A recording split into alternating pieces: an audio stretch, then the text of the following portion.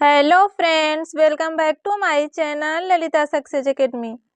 आज के इस क्लास में हम यूपी टेट एग्जाम 2026 के लिए एसएसटी के मोस्ट इम्पॉर्टेंट क्वेश्चंस लेकर आए हैं।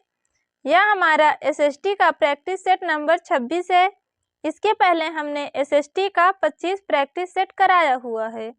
यदि आपने उन क्लासों को नहीं देखा है तो प्लेलिस्ट से जाकर जरूर देखिएगा। चलिए आज की इस बेहतरीन क्लास की शुरुआत करते हैं। हमारा पहला प्रश्न है, अकबर के शासन काल में इबादत खाना नामक एक प्रसिद्ध संरचना का निर्माण कहाँ हुआ था? आगरा, फतेहपुर सीकरी, दिल्ली या फिर सिकंदराबाद।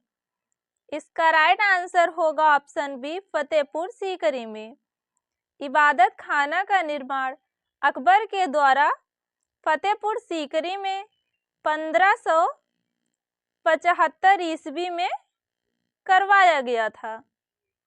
अगला प्रश्न है, ऋग्वेद में दो कृषि योग्य भूमि के बीच की भूमि पटरी को क्या कहा जाता है? गोष्ठ, क्षेत्र, खल या फिर खिल।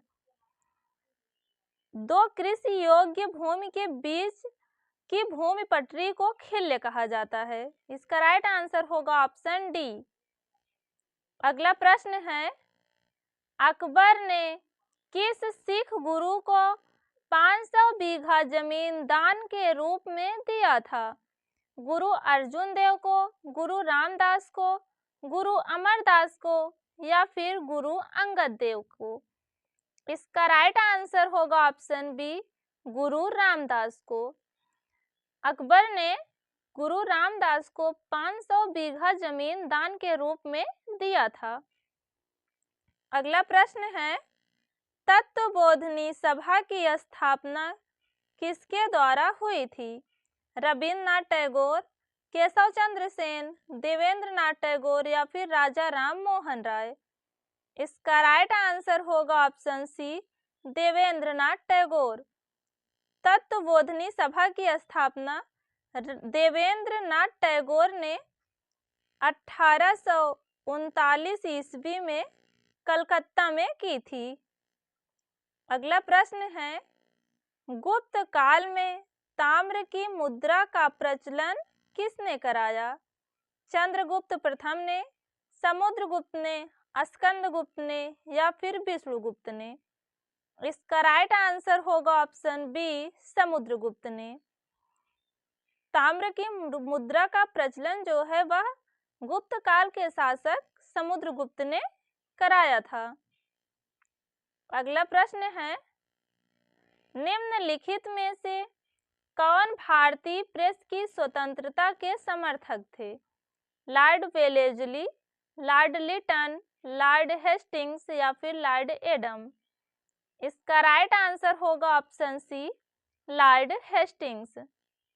अगला प्रश्न है, मुगल साम्राज्य में भू राजस्व की दहसाला प्रणाली किसने शुरू की थी? अबुल फजल ने, मान सिंह ने, राजा टोडरमल ने या फिर बीरबल ने। इसका राइट आंसर होगा ऑप्शन सी, राजा टोडरमल ने। दहसाला प्रणाली की शुरुआत जो है वह राजा टोडरमल ने की थी। अगला प्रश्न है, कश्मीर के राजाओं के इतिहास का विस्तृत वर्णन देने वाली प्रसिद्ध पुस्तक राज तरंगड़ी के लेखक कौन थे? कल्हड़, विशाखदत्त, बाणभट्ट या फिर जयदेव।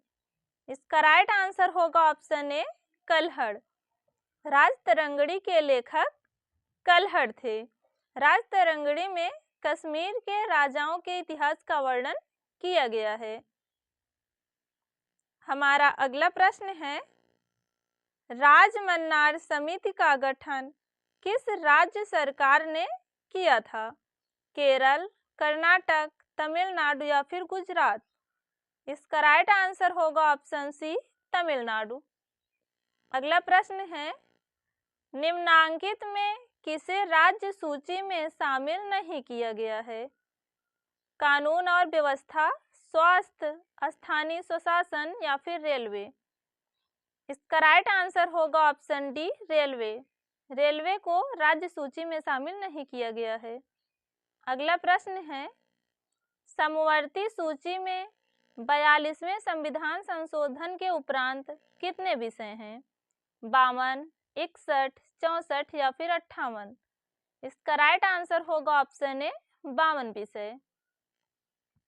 अगला प्रश्न है, 1956 के राज्य पुनर्गठन अधिनियम के आधार पर कितने राज्य निर्मित किए गए? 12, 13, 14 या फिर 18? इसका राइट आंसर होगा ऑप्शन सी 14 राज्य। अगला प्रश्न है, सरकारिया आयोग संबंधित है संघवाद से, विकेंद्रीकरण से, प्रशासनिक सुधार से या फिर आर्थिक सुधार से? सरकारिया आयोग का संबंध जो है वह संघवाद से है। इसका राइट आंसर होगा ऑप्शन ए। अगला प्रश्न है, राष्ट्रीय संघवाद किस पर बल देता है? शक्तियों के विभाजन पर, राज्यों की सुदृढ़ता पर, राष्ट्र की एकता पर या फिर राष्ट्रीयताओं के साथ समझौते पर? इसका राइट आंसर होगा ऑप्शन सी राष्ट्र की एकता पर। राष्ट्रीय संघवाद जो है यह राष्ट्र की एकता पर बल देता है। अगला प्रश्न है, यदि भारतीय संघ में एक नए राज्य का सृजन करना हो तो निम्नलिखित अनुसूचियों में से किसे संशोधित किया जाना चाहिए? पहली अनुसूची, दूसरी अनुसूची, तीसरी अनुसूची या फिर पांचवी अनुसूची? इसका राइट आंसर होगा ऑप्शन ए पहली अनुसूची। अगला प्रश्न है, पाक जल संधि भारत को किस देश से अलग करती है? मालदीव, श्रीलंका, इंडोनेशिया या फिर म्यांमार? पाक जल संधि जो है यह भारत को श्रीलंका से अलग करती है। इसका राइट आंसर होगा ऑप्शन सी। अगला प्रश्न है, सियाचिन ग्लेशियर किस पर्वत श्रृंखला में स्थित है?